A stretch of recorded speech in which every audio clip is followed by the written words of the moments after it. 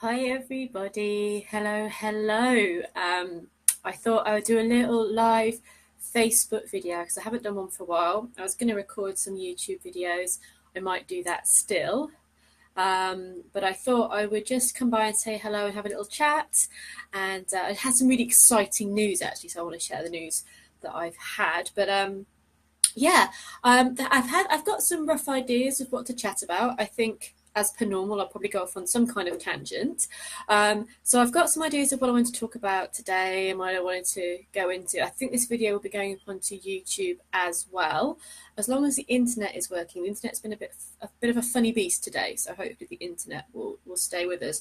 So I have to show you my mug. Oh, it's a bit bright, isn't it, in here? Oh, the bright light. Wanted. This is my friend Johnny Mason made this. It's hilarious. You can read that? Yeah, it's a brilliant cup of coffee mug. Fabulous. So, lovely. Now I just heard. So if you haven't seen my, if you haven't seen all the announcements I've been making about the EP that we're putting out at the summer solstice. I probably have bombarded social media with this information. So you're like, yeah, Laura, I've heard. I was going to say thank you, actually, because we put it out there last week that we were putting this EP out with a few samples. I'll send the link if you haven't heard it. And we've had lots and lots, well, a good fair few pre-orders, plenty enough to afford to make the things we need to make. And so I'm really grateful, and thank you for pre-ordering the CD. It will be available to download and also to buy as a CD the summer solstice. I think maybe even before, but we'll see. But I'm saying summer solstice is a time to put it out there because it's a good time. It's a good witchy time. So I would say thank you everybody for pre-ordering the CD. I will put a link if you would like to listen to it and would like to pre-order it. You're more than welcome to. I can see my face is doing really weird things. I think the internet is going a bit crazy today, so hopefully it'll work long enough for. I was trying to close all my other windows to make sure it's not being too much of a pain. But hello, hugs to Maura. Hello, gorgeous. Mwah. Hello, Maura. Lovely to see you. I was thinking about you earlier, Maura, actually, and hope you're well. Fiona, hello. Coral Ann, hello. And Doom. And Athan Kai, hello. Good afternoon, everybody. So I thought I'd have a little afternoon catch-up. To say thank you for, I'm not just saying thank you, but I wanted to say that first. Thank you for the pre-orders of the CD. It's been really heartwarming to have the interest in the CD, and I'm really looking forward to sharing it with you. And also, we're going to be playing our first gig at Three Wishes Fairy Festival. So that's from the 14th to 16th of June in Cornwall. If you've not been to the Wishes Fairy Festival, it's one of my favourite events of the year. I go every year, and I'm going to be playing with Chris Down, who is the fabulous mixer, producer, and synthesizer genius in the band, as it were. And we've got my good friend Kirsty Costa doing backing vocals as well. She's an amazing singer, so check out her music. It's called Bauer. But yeah, we're going to be doing a gig at the Wishes Fairy Festival, and I just found out what time we're doing it and who's on after us, and I'm very, very, very excited. So 6 p.m. is the current time on Saturday at the Wishes Fairy Festival. If you want to come and support us, I'd be really over the moon. So hello everybody. That's a little bit of my good news or excitement out the way, as I'm drinking way too much coffee from my Wicker Man mug. So what I kind of thought I'd throw out there is, please do, if you have anything you guys want to talk about, any questions you want to ask about all the things, the topics and areas that I kind of do. Obviously, you can ask about other things, but I probably won't know about them. Please do feel free to ask today if you have any questions or anything that's in your mind. Like, did you have crazy full moon dreams as well? I had nutty full moon dreams, utterly nutty, including George Bush, the end of the world, some kind of weird slavery camp underneath the Pentagon, tidal waves, that I was defending off these tidal waves by a tent and some plastic, those sort of patio garden sets, it's plastic tables. I had them, and I was defending off these tidal waves with them, which was bizarre. But it had a really weird feeling about it. And I posted on Facebook about dreams I'd had over the full moon, and a lot of people said, oh my god, yeah, we had crazy dreams too. So I see some laughing smiles going, yeah, that was a weird dream. It was George Bush, and he had some weird blonde wife who was like totally insane, and I don't know why in my dream I was invited to this kind of pentagon craziness, but anyway, I was. So that wasn't the topic I was going to talk about, but please do, if you feel free to ask any questions, or if you've any crazy full moon experiences, do let me know. I've suddenly gone like I'm illuminated by the light. Illuminated by the light. Hopefully that will change. It's a bit much. Anyway, so what I was thinking about today was, the first thing I wanted to say was, I've been doing a lot of geeking and a lot of research into the history of our spiritual path from the Ice Age up to now. Like, I'm not an expert in any of this, of course, but I'm researching and I'm really interested in our Neolithic ancestors. I'm really interested in how spirituality developed and how we went from the cave dwelling artists with the beautiful initiations and the cave art to the stone circles, to the barrow mounds, to the temples, and beyond and beyond. And I'm just utterly fascinated and in awe just looking at, just finding out about the ancestors and how they worshipped and how their world was created. And I went to an amazing talk the other week, and it was by an archaeologist who was talking about ritual monuments in the Neolithic era, 3000 BC, at the time of Stonehenge.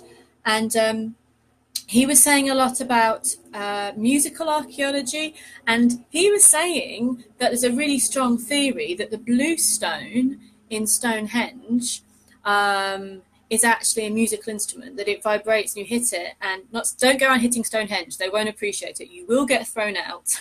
You get thrown out for sneezing in Stonehenge. You don't, but it's kind of like that. But it was a musical instrument and it brought out vibrations. And unfortunately, the lovely Victorians, or that era of enlightenment, brought people out to be so concerned about these monuments, which is great on one level, but they cemented the blue stones into place because they didn't want them to fall over, which is wonderful. But unfortunately, that ruins the sound quality. You can't resonate, you can't create sound on the blue stones of Stonehenge anymore because they've been cemented in place. But there are two blue stones in Stonehenge, and this guy and somebody else did an experiment with permission of Stonehenge, obviously, where they were able to strike the stones and listen to the resonance and listen to the sounds the stones made.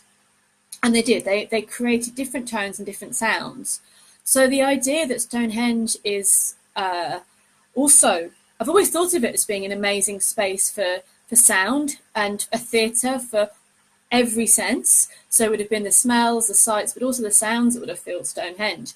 And this guy said also that when he stood outside Stonehenge, he couldn't hear a thing.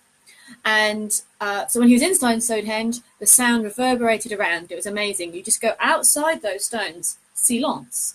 And it brought out the whole idea of the ritual monuments being an initiatory process, being something that you journey to experience something. And if you've been to Avebury in the UK, it's like that. There's a henge being with a big ditch and the surrounding the stones. So in the olden days, it's all chalk. The grass would have been totally cleared off. So it would have been white gleaming chalk shining in the moonlight or in the sunlight, gleaming. But you would see that impressive sight, but you wouldn't see what was going on inside the circle until you were allowed to pass through the circle. So it was just really, really fascinating about the way our ancestors worked, about how they created sacred space, and how this was a time before Facebook, before internet, before telly, before most entertainment. And so the need for a sacred space to be more than somewhere you go and die, or you go and pray, or that it would be almost a theatre, that to have our senses transcended by music, by art, by how the flames would flicker on cave art and create an animation, and just that whole sensory experience and how amazing it must have been for the ancestors. It just really, really fascinates me. And I think it's great that a lot of mainstream archaeologists are now starting to look at those different areas as well.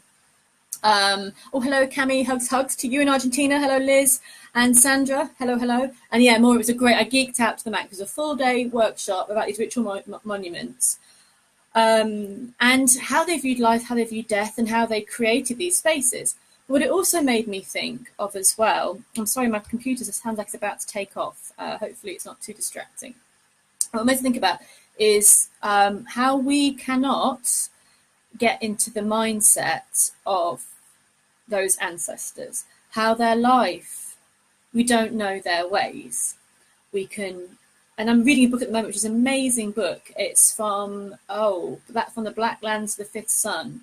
I'll share the link. I'm really loving this book. It's basically about spiritual culture from the Ice Age to the South American empires being at their height, and how the thread of human spirituality has grown.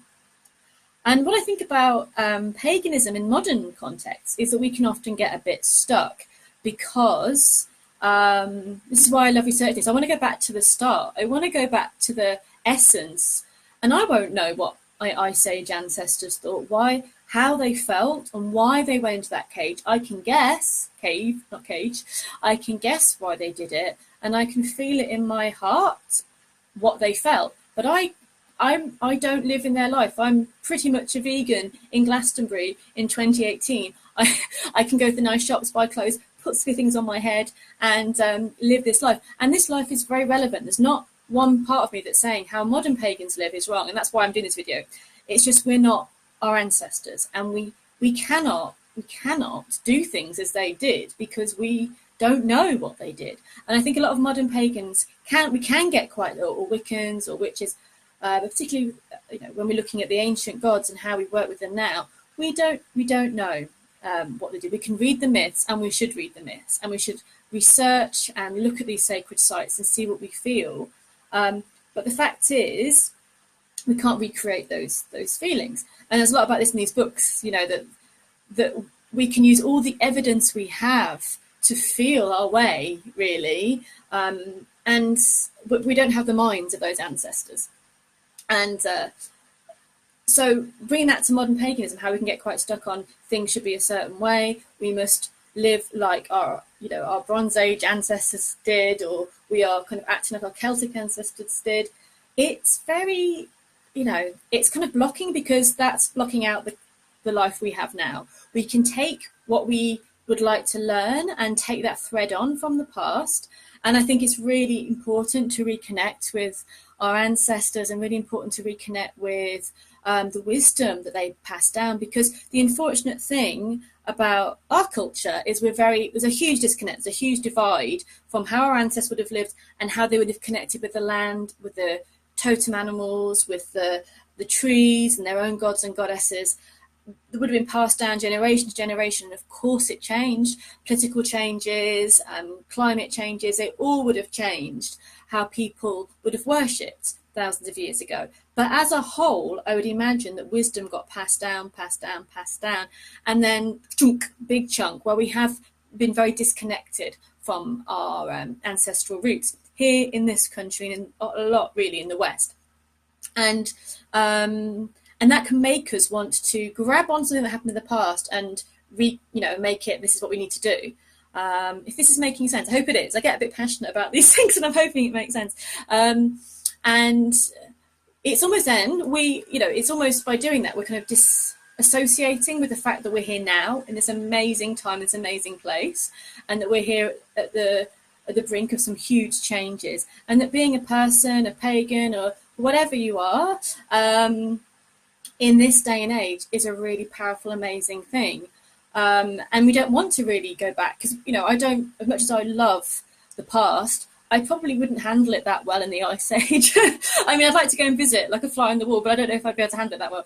But anyway, so we're here, we're now, and we can learn. But I think it's important in paganism not to get stuck. And that's why I was feeling sometimes we're kind of going around in circles, saying we have to know how things are. We don't know how things are. We don't know how things were.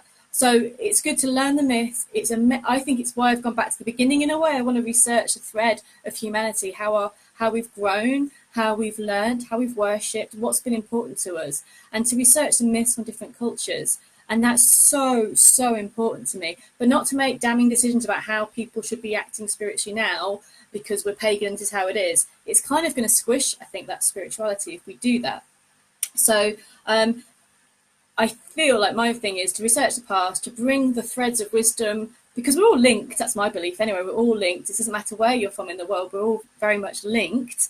And to research whatever we feel interested in and bring it to this table now, bring it to now. But also working with the myths, also bringing important facts on the myths forward, but not assuming that we can make those assumptions about how these people lived, because we don't know. And to say like we're a warrior in this generation would be very different to a warrior in the Bronze Age. Their culture was a warrior culture. Our culture is not. We have very different things to deal with, but it's a very different culture. So unless you're in the police force, the army, of course, that's, more of that ilk. But to be fair, still, it's a very different culture. So how do we go about taking those wisdoms from the past to bring it to now? Because these gods, for example, I'll talk about the Morrigan, but these gods and goddesses have come forward now. There's been a real rise in deities like the Morrigan. There's been a real rise in over the last sort of 15 years. And there's a reason why this goddess has infiltrated our consciousness. It was to reawaken something in us now, and to awaken a passion, to awaken a warrior spirit, or to awaken love of the land, to stand up and be counted, or however she speaks to you guys. And to do this fully, yes, we look at the myths, we look at what's happened, but we can be a bit stuck if that's all we're looking at, because she's come to us, or another goddess or the deity, now. And where we're living now and what we're doing now is a really, really important thing. So this brings me on to hello, Julie, hello, Nikki, and Susan, and Katrina, and Andrea, hello. So this brings me on to personal gnosis, which is a bit of a sticking point for lots of people regarding spirituality. Personal gnosis is what you get when you meditate, when you journey, when you contact deity. So personal gnosis is your own revelation, really, what you feel. And this is hugely important for how we are going to practice our spirituality in this age, because we don't have that passed down wisdom from the ancestors. Well, we do, but there's a huge break, and we're having to do a lot of guesswork. And we can't reconstruct things. We could try, but it won't be necessarily how we're meant to be doing things now. So we have that huge bridge. We've got that wisdom that's back there. We've got us here. We've got these sacred sites half ruined that inspire us. But how do we bring it all together? Well, that's where it's where personal gnosis comes in. It's when we meditate, when we journey, when we connect with the deities, connect with the goddess, connect with our totems, connect with our guides, and we ask questions and we find out how they wish for us to connect with them, work with them. And this is a really powerful way to be able to move forward. But the problem is when that becomes the law, when someone says, well, I've got this coming through, this is how it's got to be for other people. So that can be a bit of a tricky one, because yes, Star, she's moaning. I'm like, yes, I agree. Because it's the keys in the title, it's personal revelation, it's personal gnosis. This is something that you may feel, and you may then talk to others and go, wow, you feel that too. Amazing, great, let's do something with this. But if we kind of go, well, I got this, which means this is how it has to be done, and get very dogmatic about it, that can be a little bit of a problem. So finding your own way, reading books and kind of researching, reading the myths, going to sacred spaces, going to the land where these myths were and these stories originated, finding out about how people would have taken their path, how they would have worshipped, as much as we possibly can, and then tuning in and finding out what we get from this is a great package of how we can connect with deity, with energies of places, and feel a real genuine connection. I know people get really funny about personal gnosis, because it can be a bit of a, people roll their eyes like, oh yeah, I channeled this and I got this, and oh yes, Thor was speaking to me and this came out. And I know people get really frustrated, but I think it's a very, very important way for the individual to find a connection with something that can be quite hard to understand, because we don't have that ancestral culture sharing the wisdom and passing it down to us. And in fact, to feel our own connection to the gods and goddesses that are calling to us, it can be one of the only ways we can do that. So I'd love to hear your thoughts about how you connect with with the land, with your deities, and what's an important way for you. And I'm just really passionate about not getting dogmatic about paganism. And if we're going to get dogmatic, we better blooming well have done a lot of research about it and be open to the fact that we cannot mentally process how it would have been for different culture so many thousands of years ago. Again, we can feel it in our bones and we can feel that connection, but we don't obviously know. And something else that's really important, I find, is when approaching sacred spaces like burial mounds, long barrows, stone circles, that were created for a specific reason. And that reason could have changed throughout hundreds and thousands of years, but it was aligned to certain places, to the land, to the stars, to sunrise and sunset at different times. And we can work that out. We can work out a lot of the ways and the reasons our ancestors potentially would have built a certain monument. But we still, guess what the boring thing is, don't know exactly why. We know, again, same thing. We can feel it, we can go with it, we can see where it's aligned to. But even if we've worked out this place, for example, was aligned to the winter solstice, we have, again, potentially very little idea about how our ancestors would have approached these things, how they would have personally approached death. So as a ritual in the long barrow, we knew what they did and how they left the bodies and how they separated the bones. But when we approach these places, especially if we want to do ceremony, we don't quite know how they would have done it. And we could be really standing on our ancestors' toes by walking in and going, I've come to do a ritual. And they're like, okay. What I say is, and I've heard other people say it as well, and I've seen this in books, is when I approach a sacred site, I say to the ancestors, I'm sorry, I do not know the ways in which you did things, but please teach me gently. Please teach me gently how you would do this, or show me the way gently how to approach this space. And this is really respectful, rather than I've read a book on this and I'm going to come here and I'm going to do this. You can still try, but it's really respectful to go to these places, again, because we do not know exactly how they would have worked, and just ask them to show us the way. Ask them to, I'm not sure how you guys did it. I'm open to learning. Please show me gently. We don't want any harsh teachings, do we? Just show me gently how you would like me to work in this space. What's okay, what's not okay. And if we listen and if we pay attention and if we're open and respectful, we find we're being welcomed in these places. Or maybe we're not. Maybe we listen and we realise that actually we shouldn't be here, and I'm going to go now. But as a whole, if we go to these spaces that were built 5,000 years ago by people who had a very specific purpose in how they built it, to approach it with respect and humility and say, look, ancestors, spirits of this place, thank you for letting me in this place. Show me gently how to be here.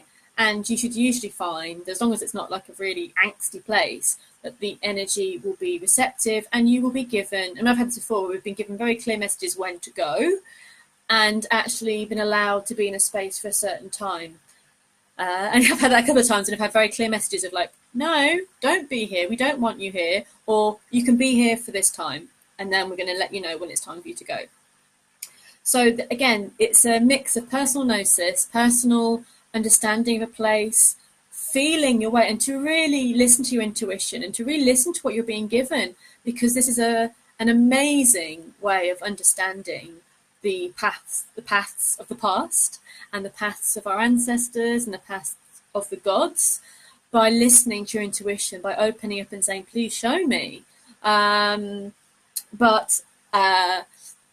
If we do it in a way where we're being open as well to how they would like to teach us, and reading stuff that we can find about the past, and reading stuff that we can find about how these places were built, what our ancestors were interested in, what seemed to be the way forward. We're going to get as much of a full fabric pattern as we can. And then we can look at how we can take the spirituality forward and how we can connect with these powerful places in the land and be able to take our spirituality forwards and be able to be here and be now in this modern world with our modern minds and how we are right now at this brink. It's a very important time, and how we can use all this amazing magic of the land and of sacred spaces and what we're getting through and the research we're doing to be able to reconnect and really establish a wonderful spiritual practice with the land to help us move forward. So I hope I'm making sense. I don't know if I've had any questions. You are welcome to ask questions if you would like to ask anything, or to put comments in about how you approach these spaces or about how you connect with the land. This is just my opinion. This is just how I want to do things. If you feel like actually to reconstruct the past and to try and be exactly how our ancestors were being from what you know is the way you do it, that's wonderful. I'm not saying that that's not a good thing. So please go ahead and do that. Obviously, continue. It's just not for, I want to know, I want to be here. And I want to take what we can learn from the past and see why certain goddesses are back now, what they want us to do as we're at this important part of the land. And there's just so many areas we can look at, because it's such a different age. And we have, I think, equally as big issues to deal with. We may not be battling with our neighbours. We may not be under constant threat of kind of a tribe war going on, but the internal wars we have going on are pretty horrific, and the block on our expressing ourselves and the block on us being free and on nature being free, like all these things are really huge. And what we're doing, what's happening with the planet is just it's a huge war going on. So we do have our own challenges, which I think are very, very important, but just in a different way to how our ancestors would have dealt with them. So I think that's one of the things that I really wanted to say, was to talk about how fascinated I am with the land and with sacred sites, and how it's an amazing mystery to reconnect with them and to tune in as much as we can and learn as much as we can, because we all have, like, each culture has its indigenous cultures, it has its, and a lot of them have been wiped out, some of them still survive, but we all have that thread to the land, and to connect with that as much as possible is a really powerful thing, and to bring in what we have now. And also as well, I will stop, and please do say something if you want to ask. I'm going on, I know, as per usual, but also I wanted to say that we can often feel like it could be quite hard. It's the point of the video, I guess. Anyway, I'll go on. It could be quite hard to maybe make those connections that are lasting with, do you find this? Is this something that you're finding with either deities, or maybe with our ancestors, or with totem animals? So you could find that you find out via a journey or a course or something that your power animal is, say, a bear. And because, again, that big gap in our own culture between what our ancestors would have done and where we are now, we're like, great, it's a bear, wonderful, exciting. I want to do something about that. And then it doesn't really fit in with life, and you're not quite sure what to do, and that connection can fade. And then there's another course where you find out your angels and your fairies and this, and we kind of collect this information that's really powerful, but we don't sometimes know how to bring that into our day-to-day life, because our day-to-day lives are so different and we don't have that thread. And so it's really important to me to share, and that's what I'm really, really passionate about, is to really work on those connections, to really build up, instead of it kind of being a pick and mix of guides, to really find the totems or the guides that are important to you, that you feel really passionate about, and really dedicate something you're going to do each day to connect to them, because we do need to build those connections. We're in an age where we're so lucky because we have access to everything, but in a way it can be hard to build anything because there's one distraction after another, and we feel sad, we feel disconnected, and we don't know how. And it's not an insult to anyone, like, we just don't have it in our culture to how to go and connect with these things or what to do. So what I was really thinking with this is to say that choose, if you found out something, maybe you found out about your parent, or maybe you found out about a goddess that you want to connect with, a dragon, a fairy energy, an angel, whatever it is that you do, put it in your journal, put it in your diary. It's a challenge to do something every day to connect with that being, with that guide. Do something every day that's either just saying hello, just saying, hi, could you join me on my adventure today? Or to be in a ceremony and to invite them in, to say thank you to them before you go to bed, to meditate and ask them to come with you, to do something every day to connect with those guides, because we don't have that structure. We have to create that structure. And if we don't create the structure of those guides, they're going to wander off.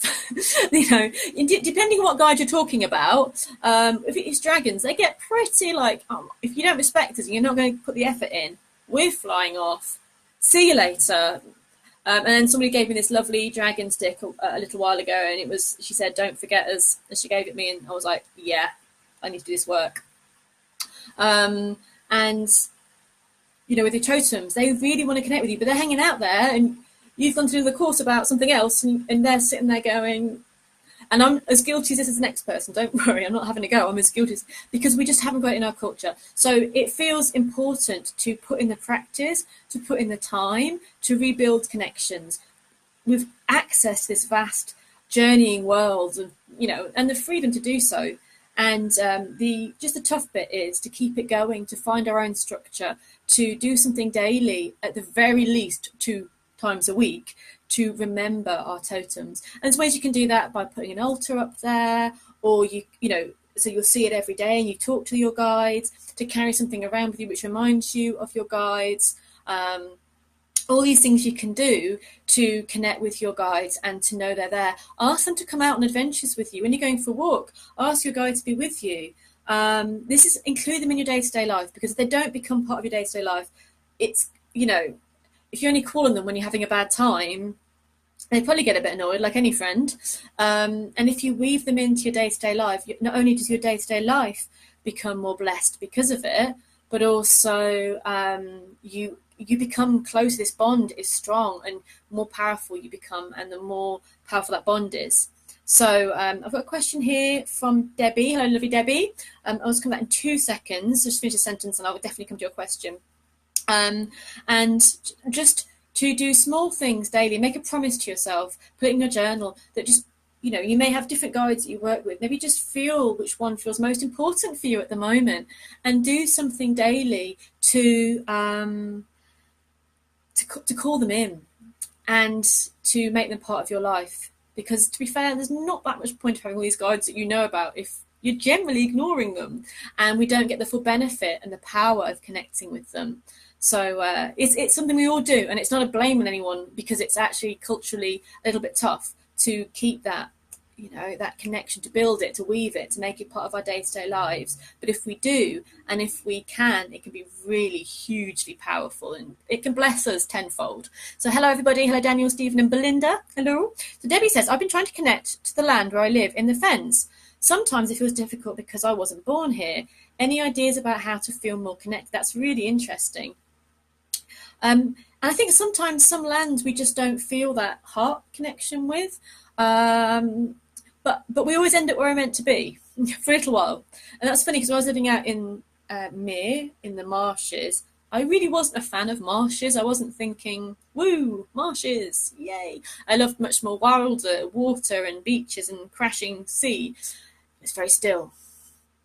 But I learned a lot from it. I didn't love it at first, and I love it now in a different way, because it taught me something. So maybe kind of meditate and see what this land wants to teach you, wants to show you. It may not be the place you feel that's going to be your be-all and end-all of everything and be the place you feel your heart connection with, but you've ended up there for a reason, to show you something, and that land is teaching you something. So maybe meditate out in the Fens and ask, what I got from the marshes was stillness, reflection. That was a huge one, maybe something I didn't want to do, stillness and reflection. Maybe also go to any sacred sites that are there, and connect with those places. I'm not sure where. I think there are some, aren't there? There are some in the Fens, and a lot of sort of treasure hoards have been found in the Fens. And there's lots of long barrows in the area. So to go to those places and to tune in there. But I wouldn't worry if you don't feel like it's your place. If there's somewhere else that feels like your place, just make sure you're visiting that at least once a year, twice a year, and maybe just see what this place here is coming to teach you. It doesn't have to be a great soul connection to the land. It could just be a teacher for a time. But yeah, meditate with it, see what it wants to show you, and also go to those sacred places and see how you connect with the ancestors there. And maybe just kind of traveling around and see which places call to you, and make sure you visit there a lot. Thank you, Debbie. Hope that helps. Hello there. Hello, Varna from Nova Scotia. Oh, I'd like to visit Canada, and I'd like to visit the land there. It's very, very beautiful. And that's the interesting thing, isn't it, when we don't feel connected to the land we live in, to find the spaces that do sing to us, to travel and to find the sacred spaces which do really appeal to us. So, yeah, any more questions, people? We'll end the chat if not. So I know I've gone on a bit. I just, oh, good. Thank you, Debbie. Thank you, lovely. So the big things I really just wanted to say today was about not just assuming the modern pagan stuff is just, it's not flexible. It you know, what comes out now pagan-wise is amazing. I'm loving it. Like, it's amazing. But it's not the be-all and end-all, as in it's not the end story. We're all growing, we're all moving, and we are discovering the past, and we're discovering ourselves now. That is huge. We're having this huge awakening, and we're discovering ourselves. We're waking up, and we're tuning in. We have the real luxury of being able to tune into energies from all over the globe because of being connected, and to mix that and to really take the roots from the past, take what you need from that, and be where you are, be present now, and take what's happening now and the calls of the goddesses now and the land now, and bring it together to be in a really, really powerful place. So I hope that made sense. And again, yeah, and research the sacred sites near you. Find out what you can find in these places. Like, I love to find out I love Stonehenge. I love going in there when other people aren't there, when you can go in the circle. And to find out the bluestones being musical instruments. This is just wonderful. And to go to places and find the cave art. And if you live somewhere near where there is some cave art or sort of rock art in any way, to go in at different times of day and see how it feels at different times of day, because there's huge changes in the atmosphere in sacred sites in the morning, lunchtime, at night. And if you take a candle and you see how the light dances on the stones or on the cave art, it gives you more of an idea, maybe, of how our ancestors would have seen it and how they would have had that experience of moving images through the cave art, through the rock art, and through the candles moving. And it created a kind of a trance-like scene. And to think that our ancestors, when you go to these places as well, I think it would have been an absolute multi-sensory experience. And hello, lovely again, Stephanie. Hello, Gabriel, Gail, and Belinda. It would have been to go to these places and know the full sensory experience that it would have been.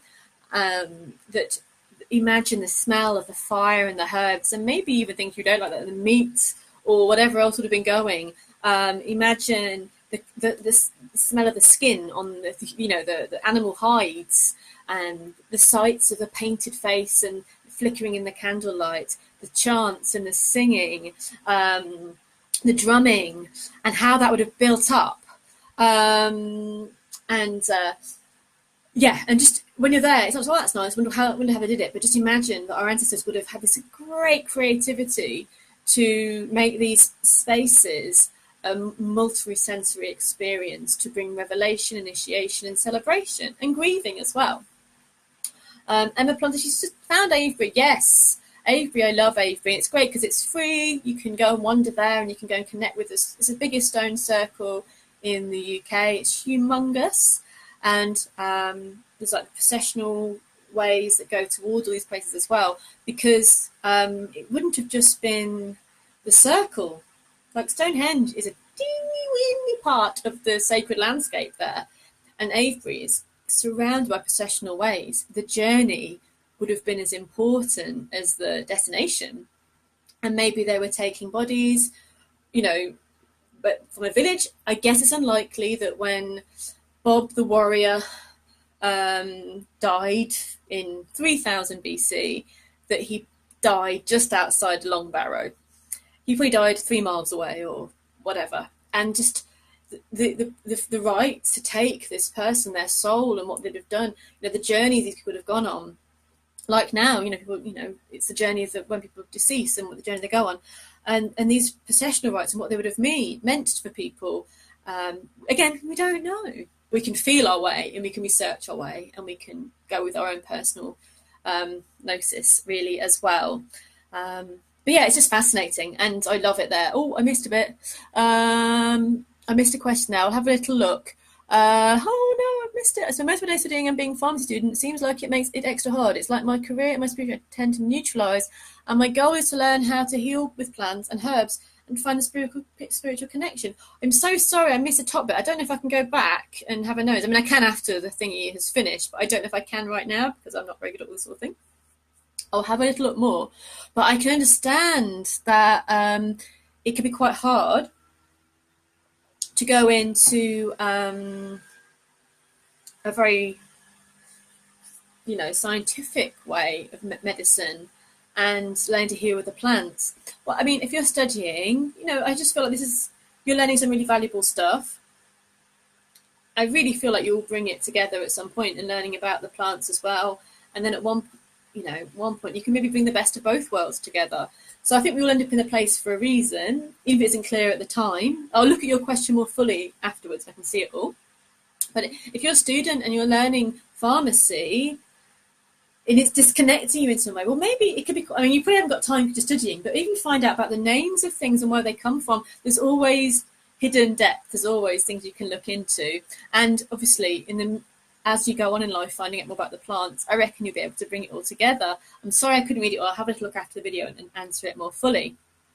And Debbie says, who was the person who found out about the musical instruments at Stonehenge again? Want to have an explore? Yeah.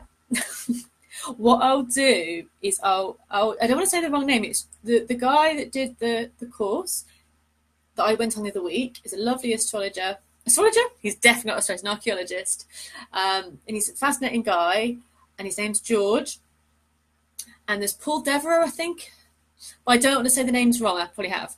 The famous person that did the musical link with us, I think, is Paul Devereux. But I'm going to I'm going to research it myself and put the names and links into the comments there, Debbie, because I don't want to cause you any going off on the wrong direction.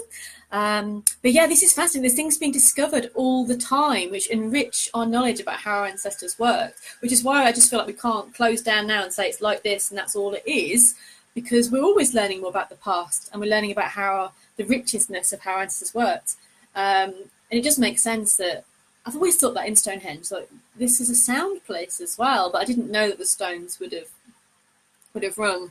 And then if in the bluestone, I've got a bit of bluestone upstairs actually, I might give it a bit of a ding and see how it goes. But yeah, just to feel like that they would have explored all their options, wouldn't they? They would have. That's what I do feel about our ancestors. They would have explored all their options. They've made this effort to make this amazing temple, this amazing route, like, a circle or a stone temple that would, that you're doing, and potentially in your lifetime and even your children's lifetime, you're not going to get it finished.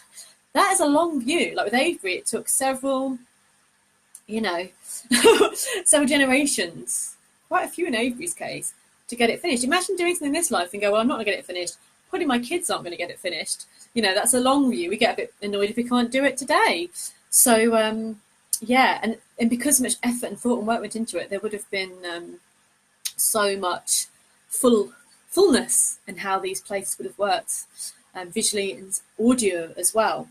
I had a track of thought there, but it just went, oh, that's it, yeah. And also what I learned in this talk as well, I will put the guy's naming, he's a very interesting guy, was that the trends that went through in around this time, 3000 BCE, give or take 1,000 years or so, the trends that went through from the Middle East up to England, across Europe, like people were doing the same things in in the way they were creating monuments and tombs, very similar things.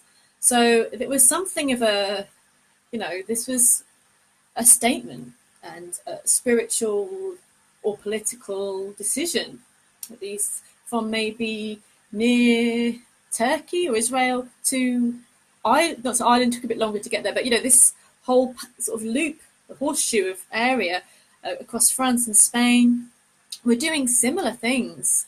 And so people were connecting, and they also showed me that there was, I think it's in a place in Herefordshire, that was created again around the 3000 BCE mark, approximately. They found beads in there from ancient Egypt. So I just love it. It fascinates me so much. I geek out so much. I get far too excited about how much our ancestors knew and how much they were linked and the connections between them all. So they say Joseph of Arimathea and Jesus and Mary Magdalene came to Glastonbury. Why not? These guys, everyone was travelling around. It wasn't, and the language of temples and archaeology was fluent. It was moving through the land. Anyway, I am going on a lot. I've been going on for almost an hour. That probably wasn't the choice. I hope that made sense. I hope I wasn't going on too much. Again, however you follow your pagan or your spiritual path, whatever I say is not you shouldn't do it like that. Ever, ever, ever. I just like to put out what I like to do or how I see it. So for me, I love what our ancestors did, and it is so important to discover it, but also to remember we can take and be inspired by it and really feel what we need to do now as well in this amazing, terrifying, wonderful, crazy, awakening era that we're in. So thank you for watching, guys. If I missed your question, I'm really sorry. I will have a little nose here afterwards. And also, talking of awakening, if you're interested in my Goddess Awakening course, we're beginning that in August, and we've only got 10 more days of early bird discounts. If you did want to join Goddess Awakening, discover the archetypes over 8 weeks, 8 archetypes of the goddess, and connect with different goddesses from all over the world, then I am running that again in August, and I'd love to have you with me. And you can find out more on LauraDelligan.com. I hope you have a really lovely day. Thank you so much for watching. I hope the internet was working. I hope I made sense, and I hope you enjoyed it. And I'll see you all really soon.